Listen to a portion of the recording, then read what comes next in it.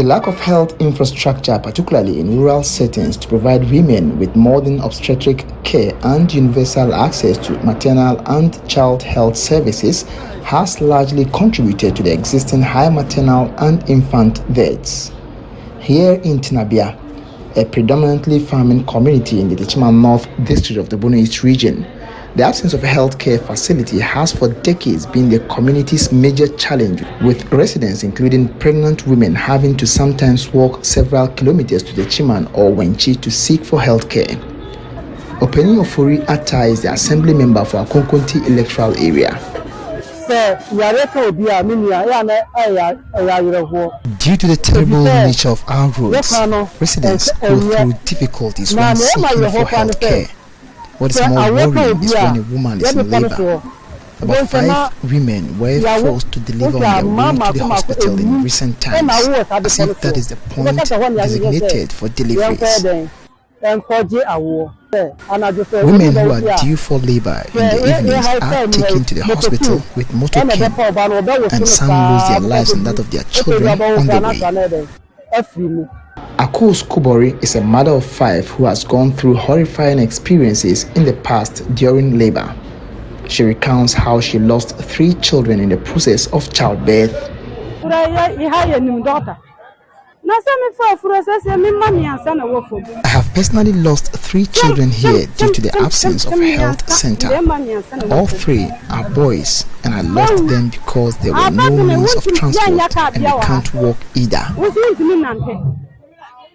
Akos recalls how she witnessed the death of a young lady who lost her life on her way to the nearest health facility whilst in labor.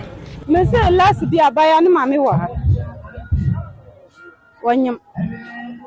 witnessed the death of one young lady in labor. She was carried at the back by some young men. They were lucky to have a motorcade along the way, but she died soon after they crossed the river.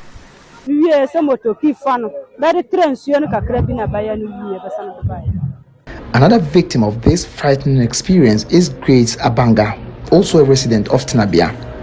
She says the distance covered by residents seeking for healthcare makes life in the community difficult. Going to the hospital here is very difficult, especially when you are pregnant. You'll struggle a lot before getting a means of transport. You'll be forced to walk if your husband does not have a means of transport. The situation compelled the Member of Parliament for the constituency, Elizabeth Ofosu Ajari, to make a promise of solving this age-long challenge by constructing a CHPS compound to serve the people of the area. This CHPS compound means the world to me. This CHPS compound has come about because people otherwise could deliver on their way to hospitals, because the road here is very bad. So there have been instances where women deliver on their way to hospital. And you know how they go on motor bicycles. And so there have been times that people will cover the lady in labor to have a baby. I thought about this. So I'm excited that even though this is not a very big community, I've been able to bring this CHPS compound to them. I hope that their health will improve, they will deliver safely, and then they will be able to meet their health needs.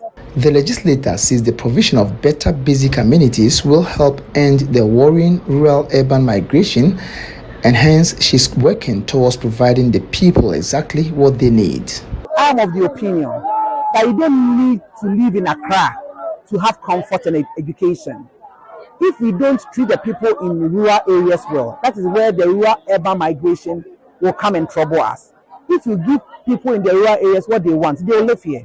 So it's my dream that every small community will get basic amenities, light, water, health, and then school. That's all they need. Chief of Boyem Dasibre Amiao Kratin Amaniampon, on his part, was thankful to the Member of Parliament for the gesture and appealed to the people to support her in her quest to retain her seat. Anna Sabit, Joy News.